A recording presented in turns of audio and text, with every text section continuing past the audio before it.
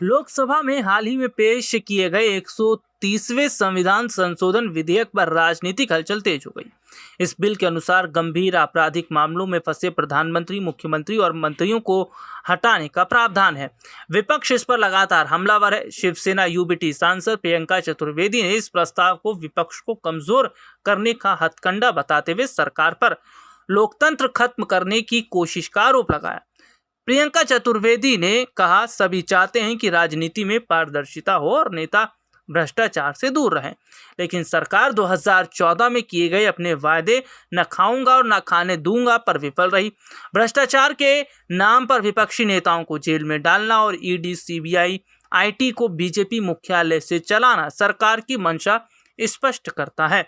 यह विधेयक विपक्षी नेताओं को सत्ता से हटाने और पार्टियों को तोड़ने की साजिश है।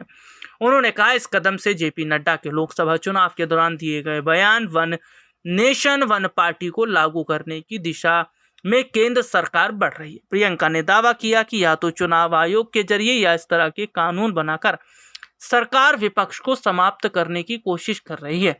उन्होंने कहा, हम जेपीसी में इस विधेयक का कड़ा विरोध करेंगे। या लोकतंत्र और जनता के अधिकारों के खिलाफ है।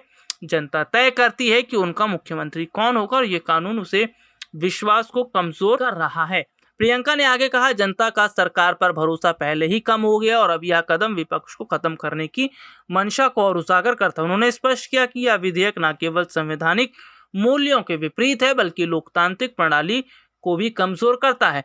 दरअसल अपने दर्शकों को बता दें, लोकसभा में 3 बिल पास हुए हैं और इन तीनों बिलों का विपक्ष विरोध कर रहा है। उसमें से ये बिल है जिसमें यह देखा गया कि अगर 30 दिन तक कोई भी जो नेता है वो जेल में रहता है, अगर वो सीएम पद पर है तो उसे जेल हो सकती है, उसको कुर्सी छोड़नी पड़ेगी।